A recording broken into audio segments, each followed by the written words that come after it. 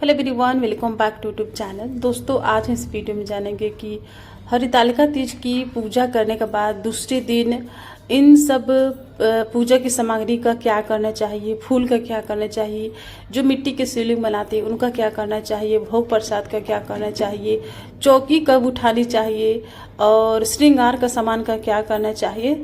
संपूर्ण जानकारी आज मैं आपके साथ इस वीडियो में शेयर करने वाली हूँ।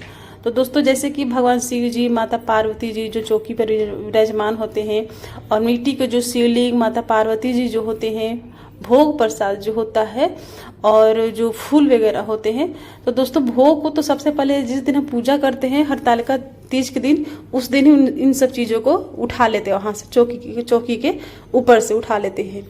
उसके बाद हरितालिका तीज के दिन जब पूजा समाप्त हो जाती है तो उस दिन हम भोग को खाते नहीं है, दूसरे दिन खाते हैं।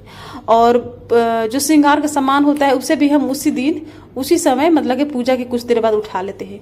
उसके बाद दूसरे दिन भगवान शिव जी, माता पार्वती जी की नॉर्मल पूजा करते हैं, जैसे कि थोड़ा सा मिश्रित गंगा जल डाल करके और सिंदूर, हल्दी, कुमकुम, अक्षत, चावल, पुष्प चढ़ा करके मतलब कि नॉर्मल तरीके से बिल्कुल पूजा पाठ कर लेते हैं। सुबह दूसरे दिन जिस दिन पारण करना होता है उस दिन की मैं आपको बता रही हूँ। नॉर्मल पूजा करते हैं और उनके लास्ट में हम आरती उतार लेते हैं। नॉर्मल पूजा पाठ करने के बाद जो मिट्टी के जो शिवलिंग होते हैं, भगवान जी के जो फोटो होते हैं, पुष्प होते हैं, उन सबको हम जैसे कि विसर्जन किया जाता है। तो जैसे कि सिंदूर जैसे कि हम चढ़ाते हैं, माता पार्वती जी से सुहाग लेते हैं, उस सिंदूर को अपने स्थान पर जहाँ से हम लेते हैं मतलब कि अपने पास रख लेते हैं। जो पानी है भोग प्रसाद वाले उसे भी हटा देते हैं। चौकी को 3 बार हम हिलाते हैं, इस तरह से 3 बार उठा देते हैं, चौकी को हिला देते हैं। उसके बाद जो भगवान शिव जी, माता पार्वती जी, गणेश जी की फोटो होती है उसे भी उठा करके उनके स्थान पर रख देते हैं। उसके बाद जो मिट्टी के जो शिवलिंग होते हैं जो हम लोग बना कर रखते हैं और पुष्प वगैरह होते हैं, इन सब का विसर्जन किया जाता है।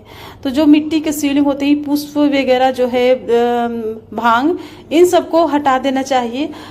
या फिर आप अगर जैसे विसर्जन कर रहे हैं तो सबसे पहले कोई बड़ा बर्तन लेना चाहिए, साफ सुथरा, उसमें गंगाजल मिश्रित जल डाल करके और इस तरह से उस पानी में इनको डुबा देना चाहिए। तो इस तरह से विसर्जन किया जाता है और इस तरह से पानी में डुबाने के बाद कुछ देर के लिए छोड़ देना चाहिए ताकि मिट्टी अच्छे से पानी में मेल्ट हो जाए। उसके बाद जो ये पुष्प है, भांग, जो भी चीजें हैं पूजा की सामग्री, इन सबको अच्छी तरह से पानी से निकाल करके रख देना चाहिए। उसके बाद देख सकते हो कि मिट्टी अच्छी तरह से पानी में मेल्ट हो गई है। अब इस पानी को हम ले जा करके गमले में, पौधे में, पेड़ के नीचे डाल देंगे और जो पूजा की जो सामग्री जैसे कि पुष्प, भांग जो हो गए, उन सब चीजों को मिट्टी के नीचे दबा देंगे। और रह गई कलश, तो कलश के जो नारियल होता है उसे या तो आप दान कर सकते हैं या प्रसाद समझ करके आप उसे खा सकते हैं।